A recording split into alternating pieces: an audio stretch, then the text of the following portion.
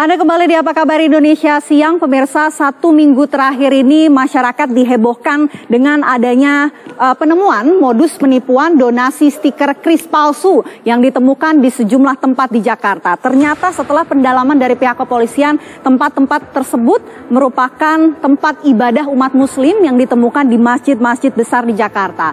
Nah, dalam segmen One Hot Topic kali ini, pemirsa, kita akan membahas mengenai apa itu kris, jenis-jenis kris, hingga modus penipuan donasi stiker menggunakan kris palsu dalam segmen One Hot Topic kali ini.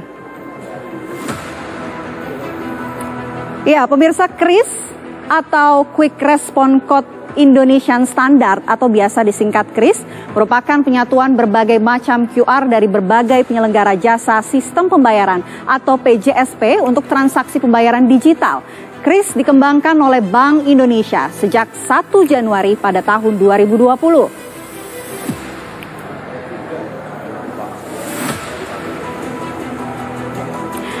Nah, dengan adanya standarisasi menggunakan kris, maka sistem QR Code sebelumnya memakai beragam QR Code dalam satu merchant dan tak lagi diperlukan. Cukup satu QR Code yaitu kris, maka merchant dan konsumen sudah bisa melakukan transaksi pembayaran digital. Terlebih semua penyelenggara jasa sistem pembayaran yang akan menggunakan QR Code pembayaran wajib menerapkan kris. Ya, penerapan kris ini terbilang cukup mudah, pemirsa. Konsumen tinggal memindai, kemudian klik, lalu bayar. Seluruh aplikasi pembayaran baik bank dan non-bank yang digunakan oleh masyarakat meliputi e-money, dompet elektronik, maupun mobile banking yang kemudian ini dapat digunakan di merchant yang menerapkan kris.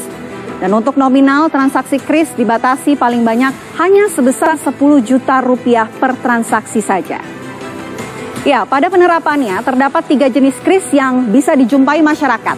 Yang pertama adalah Merchant Presented Mode atau MPM statis. Kris jenis ini biasanya berupa stiker atau print out yang kemudian dipajang. Dan untuk bisa bertransaksi, pengguna tinggal pindai, memasukkan nominal dan PIN, lalu klik bayar. Dan pada kasus penipuan, modus penempelan stiker kris yang terjadi di masjid-masjid dan sejumlah tempat di Jakarta, jenis kris MPM statis inilah yang kemudian dipakai oleh pelaku.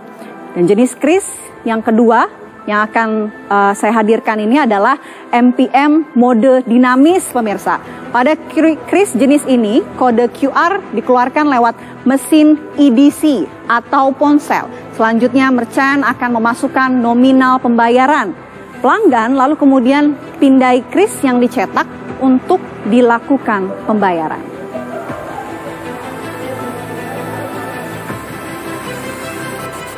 Ya, sementara jenis kris ketiga adalah Customer Presented Mode atau CPM. Dan untuk jenis ini transaksi dilakukan dengan pelanggan menunjukkan kris dari telepon selularnya.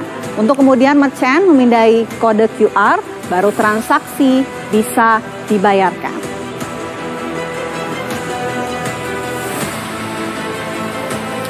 Dan agar tidak tertipu, masyarakat tentu perlu tahu detail mengenai kris ini, pemirsa. Kris resmi bisa dikenali melalui sejumlah ciri-ciri yang ada, mulai dari logo kris, kemudian logo Gerbang Pembayaran Nasional atau GPN, nama toko, identitas dan informasi merchant, hingga identitas penyelenggara jasa sistem pembayaran, serta tanggal cetak kris.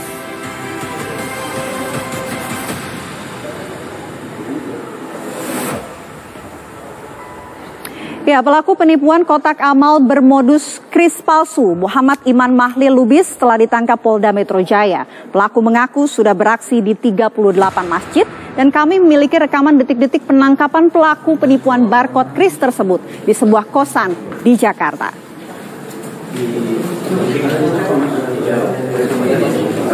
Ada orang nggak? Enggak. Handphonenya ada?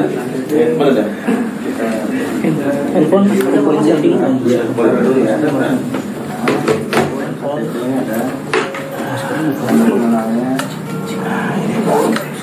Maskernya buka. Ini di mana? Di mana? 14.9. Gimana lokasinya? Gimana? Ini benar ya?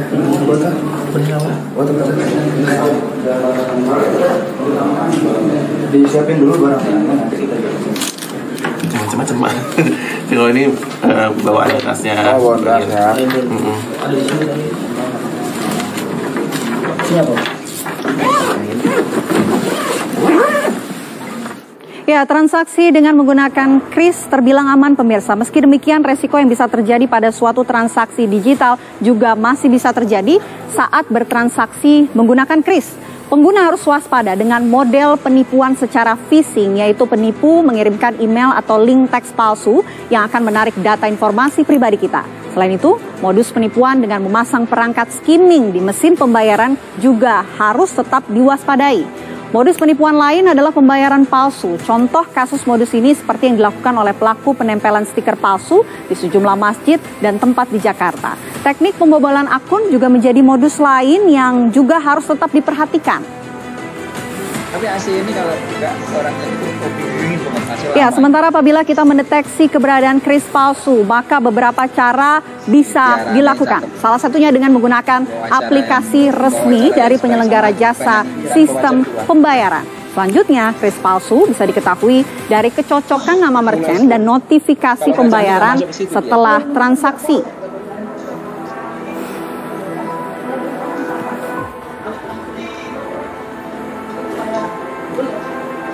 Ya, kita beralih ke kasus penipuan modus kris palsu pemirsa, dan untuk mengetahui perkembangan informasinya kita sudah terhubung dengan Kabid Humas Polda Metro Jaya Kombes Truno Yudo Wisnu Andiko. Selamat sore Pak Kabid. Selamat sore Mbak. Pak, ini kan informasi terakhir sudah ada 38 masjid yang kemudian ditemukan menjadi sasaran dari modus penipuan pelaku. Apakah pihak kepolisian ada informasi terbaru Pak setelah didalami? Baik Mbak, kami jelaskan Polda Metro Jaya dalam hal ini adalah Direktorat Reserse Kriminal Khusus Polda Metro yang menangani. Sejak awal sudah kami sampaikan ada 38 titik yang dipasangi dengan semacam manipulasi QR code atau kris yang menyerupai pada tempat dan pengelolanya, yaitu 80% dari 38 titik itu adalah tempat ibadah atau masjid, kemudian ada tempat umum seperti mall, SPBU, dan juga area-area ATM center ya, atau di perbankan. Nah, tentunya dalam proses pendalaman ini pada satu titik yang pertama saja, yaitu yang di Masjid Nurul Iman Blok M Square itu ada 24 stiker, itu baru satu titik. Kemudian juga kita ketahui pada saat kita melakukan penggeledahan dan penangkapan pelaku, ini kita masih mendapatkan ada satu bundel beberapa stiker yang tentunya akan meluaskan areanya pada pemasangan untuk manipulasi data kris yang di tempat-tempat yang tentunya sudah direncanakan pelaku. Ini masih proses pendalaman, Mbak. Apa yang kemudian menjadi alasan pelaku melakukan penipuan ini, Pak? Setelah didalami kepolisian, apakah ada informasi baru mengenai hal ini? Ya, sejauh ini yang kita dapatkan sejak awal, ya, tentunya kita lihat dari modus yang dilakukan oleh pelaku. Berniat untuk membuat kris yang seolah ini adalah sesuatu yang memang sesuai atau otentik dengan tempat atau pengelola kris tersebut, yaitu di tempat-tempat yang momentumnya kebetulan pada saat ini adalah bulan Ramadan, bulan berkah, kemudian ditempelkan di masjid-masjid sebagai umat muslim kan di bulan Ramadan ini banyak berinfak, bersedekah, amalan, dan lain-lain. Tentu ini momentumnya. Yang kedua, setelah kita dalam proses pemeriksaan, yang bersangkutan ini mendapatkan QR code atau krisnya ini melalui aplikasi UTap, ya. Kemudian juga pulsa berbayar, di mana kemudian dikeluarkanlah barcode-nya, desainnya, yang kemudian dicetak sendiri, kemudian dibuatkan menjadi suatu stiker. Nah, inilah yang awal mulanya, terus kemudian ditempel-tempelkan di tempat pengelolaan tempat ibadah dan tempat umum yang tanpa seizin.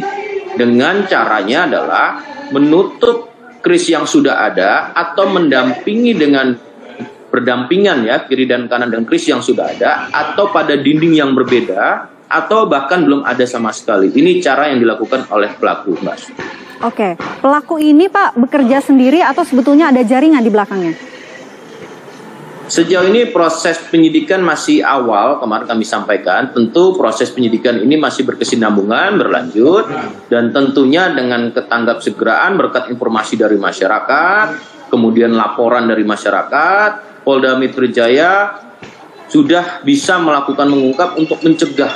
Ya, tentunya kami mungkin secara mekanisme ada lembaga lain yang bisa menjelaskan. Namun demikian Polda Metro Jaya akan melakukan namanya kolaborasi interprofesi ya terkait dengan lembaga-lembaga yang mengeluarkan, kemudian juga dengan perbankan, karena yang diregistrasikan atas nama pelaku dan juga mendaftarkan meregistrasi dengan 3 nomor rekening milik pelaku. Oke, dari 3 rekening itu jumlahnya berapa Pak? Masih 13 juta? Sejauh ini masih terus kita dalami ya, karena dengan pendalaman pada nomor rekening yang diregistrasikan oleh pelaku atas nama dirinya, ini akan bisa kita lakukan analisis oleh penyidik, di mana akan kita dapatkan locus dan juga tempus ya, locus delicti dan tempus delicti, di mana kapan, terus kemudian juga siapa yang menjadi korban, tentu nanti akan bisa kita dalami. Ini masih pendalaman. Ya, sejauh ini pihak kepolisian apakah sudah berkoordinasi dengan mungkin masjid-masjid atau tempat-tempat yang menjadi tempat penipuan dari pelaku ini, Pak? Ya, tentunya dalam proses verbal atau pengambilan keterangan dalam proses penyidikan ini di 38 titik ini akan dilakukan pemeriksaan sebagai saksi-saksi ya. Kemudian awalnya ini adalah ditangani oleh adanya laporan di Polres Metro Jakarta Selatan. Kemudian setelah kita dalami ada 38 titik dan tersebar wilayahnya di daerah DKI dan wilayah hukum Polda Metro lainnya seperti aglomerasi daerah Tangerang. Begitu, Mbak. Oke, baik, terima kasih Kabid Humas Polda Metro Jaya, Kombes Truno Yudo. Terima kasih atas waktunya, Pak. Saya hanya bisa... Ya, pemirsa, usai jeda Apa Kabar Indonesia Siang masih akan kembali membahas topik yang sama, kris palsu, dengan menghadirkan narasumber-narasumber dalam dialog Apa Kabar Indonesia Siang usai jeda. Tetaplah bersama kami. Kerjaannya sama ibadah itu dan ya sorry nih ya.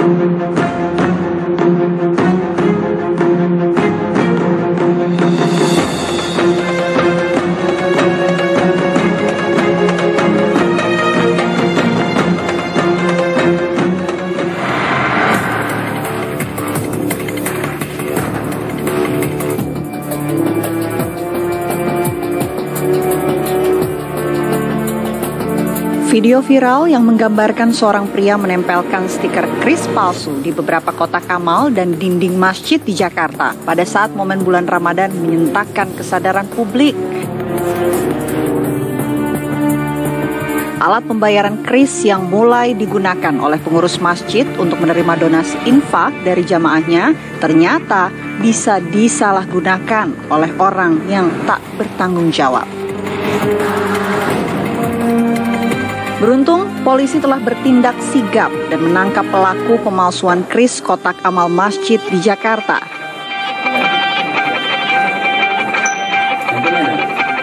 Kepada polisi, pelaku mengaku telah memasang kris palsu di 38 titik, sebagian besar di masjid-masjid besar di Jakarta. Pengungkapan pemalsuan kris ini seakan membukakan mata kita bahwa selain dapat memudahkan masyarakat dalam melakukan pembayaran, teknologi kris ternyata masih menyisakan celah untuk penyalahgunaan bagi penggunanya. Bagaimana modus operasi penyalahgunaan teknologi semacam kris?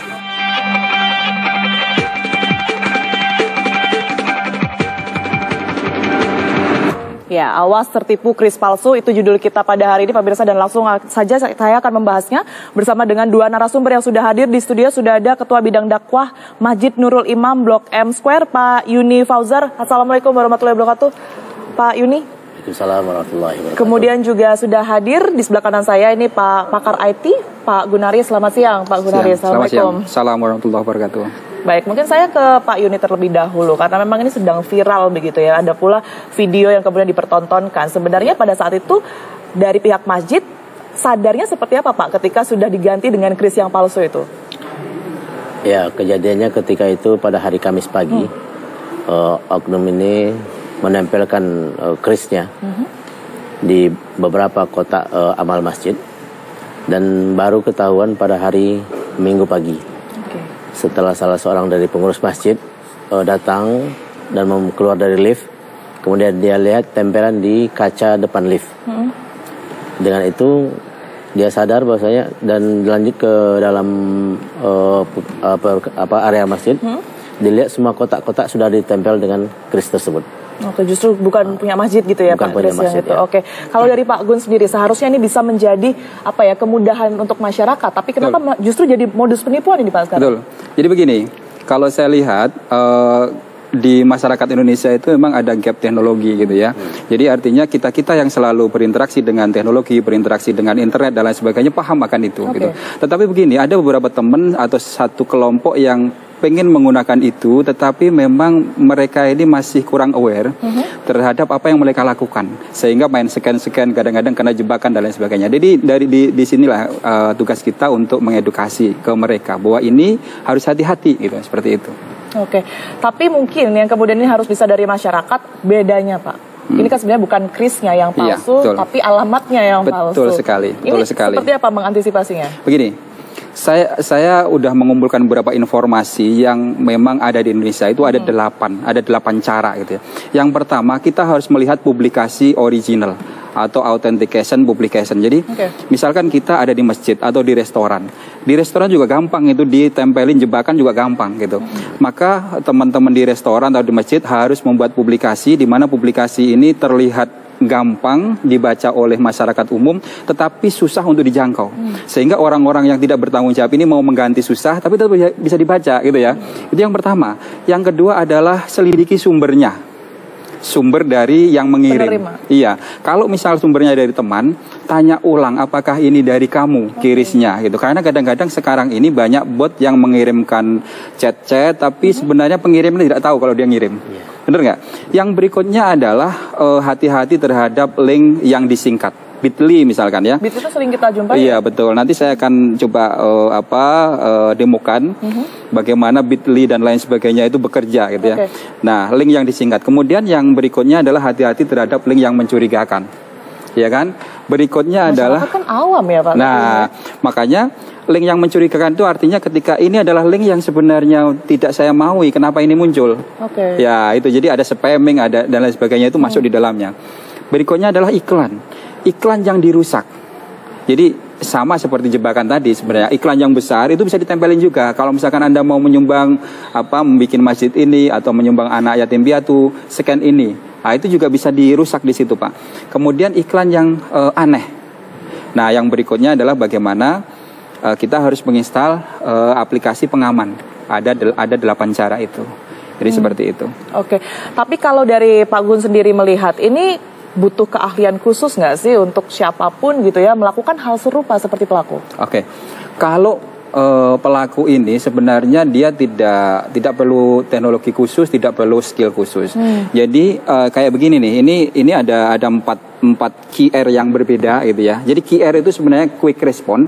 Itu kalau kiris kan ini yang kiris ya. Kiris itu artinya QR respon tapi dia standar Indonesia, ada IS-nya, Indonesian Standard gitu ya. Maka ada ini. Nah, asalnya dari mana? Asalnya dari QR biasa seperti ini gitu ya. QR biasa seperti ini. Nah, artinya begini, kayak gini ini gampang di generate. Jadi kita buka Google, kemudian kita generate QR, muncullah semua apa yang mau kita inginkan di dalamnya. Tidak perlu ilmu khusus. Jadi seperti itu. Ya. Ini berarti bisa dibedakan secara kasat mata sebenarnya ya? Betul sekali. Bisa saya demokan? Boleh, silakan. Boleh. Jadi begini, contoh kalau yang ini seharusnya di kiris itu bagian atas itu ada nama penerima, ada nama bank dan ada account number, ada namanya nomor rekening gitu ya. Ada 3 informasi.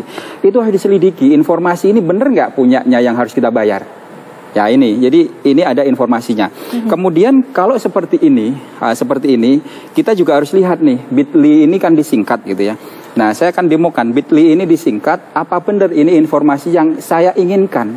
Kalau tidak benar, maka serta-merta harus cepat-cepat ini di-cancel. Contohnya begini ya, kemudian ini saya coba scan. Nah, langsung, dia otomatis buka kayak gini teman-teman ya.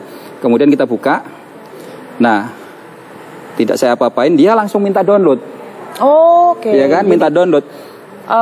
Minta aplikasi tertentu ya Pak? Betul. Nah sekarang kan lagi marak nih APK yang nyedot uang digital dan sebagainya. Betul. Di sinilah. Nah ini kalau tidak kita inginkan dan sesuatu ini memang bukan kita yang minta membuka itu, yang langsung di cancel gitu ya, langsung di cancel gitu ya. Jadi seperti itu. Kemudian yang lain-lainnya ini juga. Nah, kalau beda alamat ya. Betul. Ini ya? Yang berikutnya adalah ini kalau misalkan ini Linktree gitu misalkan ya, informasi ini misalkan ini sesuai nggak yang kita inginkan. Saya mau buka link sosial media misalkan ya, saya buka nih. Oh, ternyata sesuai ya, sesuai dengan link sosial media, berarti ini yang memang saya mau gitu ya. Tapi kalau udah masuk link di dalamnya ada informasi ini, itu yang tidak sesuai ya di cancel. Kemudian yang bahaya adalah yang gapnya agak-agak berat di sini. Jadi ini adalah kripto, teman-teman ya. Di kripto, ya, betul. Ini justru saya sampai sekarang dengan saya berkutat di teknologi itu bertahun-tahun, puluhan tahun lah. Dan di kripto ini sampai sama mining, kemudian saya game kripto dan lain sebagainya. Saya masih terjebak di sini. Saya masih bolak-balik kena jebakan Batman di sini. Jadi informasi, kalau yang kiris tadi kan ada informasi nih, ya kan ada minimal 3 informasi. Ini informasinya hanya alamat wallet saja. Itu hati-hati banget. Karena apa? Begitu kita scan. Biasanya kan langsung scan aja ya Pak ya. Betul, saya pun begitu langsung scan, gak peduli. Betul. Nah, ini nama penerima teman-teman. Ini nama penerima tidak ada. Ya kan? Nama penerima tidak ada, bank tidak ada, hanya nomor dompet kita. Nah, sementara kalau begitu kita scan, ada salah network, ada salah harusnya ETH menjadi Ethereum menjadi Bitcoin dan lain sebagainya, hilanglah uang kita. Ratusan juta dalam 5 detik. Baik, kalau begitu. Kita akan lanjutkan tentunya antisipasi apa saja dan modus-modus lain yang mungkin saja terjadi begitu ya Pak ya. Tapi usaha jeda berikut ini tetaplah di Apa Kabar Indonesia Siang.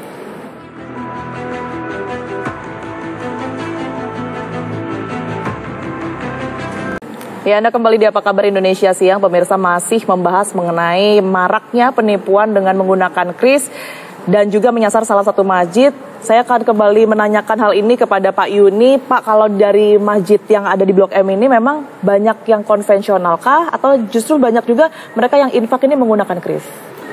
Oh ya, jadi kita itu dulu ada kris yang kita diberikan oleh Bank BSI. Itu kita letakkan hanya di kotak kecil yang keliling di depan jamaah. Dan itu hanya kita keluarkan pada hari Jumat. Pada kotak-kotak yang besar itu tidak tempel. Dan pelaku inilah yang menempel kris yang dia mau itu. Itu korbannya banyak nggak Pak? Korbannya kita tidak tahu berapa korbannya. Tetapi dia ada mentransfer balik ke rekening masjid sebesar 13 jutaan. Oh, ditransfer balik oleh pelaku ya? Atas nama pelaku ya. Tapi apakah pelaku benar apa nggak, saya juga tidak ada konfirmasi itu ya. Gitu. Nah, setelah kejadian ini Pak Yuli, yang diberlakukan di masjid ini apa? Akankah kembali ke konvensional atau tetap menggunakan kris tapi mungkin jamaahnya yang teredukasi? Ya, jadi kita sama DKM itu belum memutuskan untuk kembali ke konvensional. Tetapi kita ada rekening khusus atas nama kotak tersebut. Saya ada kotak yatim. Jadi langsung ya Pak? Ada rekening khusus kotak yatim. Kotak pembangunan ada rekening khusus kotak pembangunan gitu. Jadi bisa langsung sana atau melalui langsung ke kotak tersebut diisikan oleh jemaah gitu. Oke, ini kan masyarakat jadi akhirnya kurang percaya gitu ya Pak Gun ya, berkaitan dengan teknologi ini sebenarnya dengan penggunaan kris ini sebenarnya apa Pak yang kemungkinan modus-modus lain yang juga bisa terjadi di Indonesia? Oke, saya akan bercerita mengenai penetrasi teknologi gitu ya. Jadi memang kalau saya perhatikan kita itu masyarakat Indonesia bahkan masyarakat dunia mirip gitu ya. Memang harus ada yang kena tipu dulu gitu ya. Harus dari situ, betul ya, harus naik dulu grafiknya baru orang-orang pada aware. Jadi memang Ya berterima kasih, saya kemarin ada yang kena dan ini dinaikkan karena ini bagian dari pembelajaran supaya teman-teman dan masyarakat Indonesia ini pada paham. Sebenarnya tidak ada yang ditakutkan dari QRIS. Tetap pakai itu, hanya hati-hati, cek recheck itu aja sih. Hanya hati-hati dan cek recheck. Oke, Pak Gun, tapi kalau keamanan digital dunia perbankan kita sendiri secara IT ini seperti apa sih? Begini, kita berbicara mengenai security atau keamanan itu untuk perbankan saya singkat aja ada di 3 gitu ya. Ada data security, ada network security, sama human. Nah, yang data ini aman, network aman, humannya ini. Jadi sekarang ini lag-nya berada pada posisi di depan, di mana orang mau mentransfer, bukan perbankannya, bukan. Tidak ada hubungan dengan perbankan sebenarnya, karena ini aja informasi nomor rekening. QRIS-nya nomor rekening saja. Jadi memang di sisi inilah yang mesti diperbaiki dan disebar ke seluruh masyarakat luas bahwa hati-hatilah terhadap ini. Karena begitu ini salah, maka tidak akan masuk ke rekening penerima, begitu ya. Jadi dari sisi keamanan data, keamanan jaringan untuk perbankannya masih aman. Pakai SSL minimal 256 lah. Seperti itu. Baik, Pak Gun, ini karena masyarakat juga akhirnya menimbang-nimbang ya. Ini sebenarnya banyak keuntungannya atau kerugiannya sih menggunakan QRIS. Anda melihatnya atau menjelaskannya seperti apa nih, Pak? Jadi begini, kalau buat saya sendiri lebih ke keuntungan gitu ya. Jadi sekarang kalau saya lihat keuntungannya adalah cepat. Daripada kita membaca bla bla bla bla bla http www bla bla misalnya gitu ya, panjang begitu, mending kita QRIS muncul gitu. Itu mudah, cepat dan reliable. Ya kan? Kalau misalkan negatifnya adalah kadang-kadang dijadikan jebakan. Yang pertama, yang kedua, komunikasi cuma satu arah. Yang berikutnya adalah ketidakpercayaan masyarakat. Bener nggak itu, gitu ya? Bener nggak ini rekeningnya dia ke arah sana? Oke, Pak. Tapi ngomong-ngomong dari tadi ngobrol ini saya salah fokus loh, Pak. Itu kacamata yang dipakai sama Pak Gun ini apa, Pak? Bisa memindai juga atau gimana, Pak? Oke, jadi ini adalah Google Glass gitu. Google Glass ini memang tidak banyak beredar di Indonesia maupun di luar negeri juga jarang. Jadi ketika saya mau bayar sebenarnya tinggal ngelihat begini, diginikan, udah selesai. Ya, udah selesai. Jadi tinggal membayar. Sama dengan kamera handphone biasa. Fungsinya apa aja, Pak? Berarti selain itu? Bisa peta, bisa membayar segala macam yang bersifatnya touchless bisa saya bayar gitu. Jadi seperti itu. Telepon juga bisa. Pak Gun, melihat masyarakat Indonesia ini seperti apa sih, Pak? Menerima apa ya, semacam teknologi yang mungkin sebenarnya memudahkan mereka. Sekarang ini sudah siap belum? Saya rasa begini, saya rasa memang kewajiban itu bukan hanya di pemerintah. Kewajiban juga ke beberapa TV termasuk TV One yang luar biasa ini. Ini kan bagian dari educated, gitu ya. Saya pun memberikan pembelajaran, saya juga bikin tulisan-tulisan dan lain sebagainya. Itu bagiannya seperti itu. Jadi memang kalau siap tidak siap sebenarnya ada masanya gitu. Tapi untuk saat ini untuk QRIS saya rasa udah seharusnya siap. Tapi memang dengan kasus ini saya berharap teman-teman lebih hati-hati, masyarakat Indonesia lebih hati-hati. Itu cara? saja. Dengan cara cek recheck. Satu aja. Cek ya. Terutama satu penerimanya itu tadi ya, Pak. Cek recheck terhadap informasi yang asli. Kan ada nih, kan tadi sudah saya bilang bahwa harus ada informasi asli, autentik, yang ini miliknya masjid, ini miliknya restoran, yang tidak bisa disentuh, gitu ya, tidak bisa diubah. Jadi seperti itu, sederhana. Baik, masyarakat memang harus waspada, kemudian juga tetap sebenarnya kita beradaptasi dengan teknologi yang kemudian ini kita terima di Indonesia ini ya. Baik, terima kasih banyak atas penjelasannya Pak Gun dan juga waktunya Pak Yuni telah bergabung bersama kami. Dan Vena, itu tadi harus tetap hati-hati ya. Perlu waspadai dan juga kita perlu tahu gitu ya, biar kita kalau misalnya pakai QRIS di mana-mana ini nggak asal mindai aja, nggak asal scan aja. Betul sekali, harus tetap waspada ya. Terima kasih Bapak-bapak atas informasinya dan dialog kita tadi sekaligus menutup Apa Kabar Indonesia siang hari ini. Saya Vena Kintan dan saya Tiara Haraha pamit undur diri. Terima kasih. Sampai jumpa.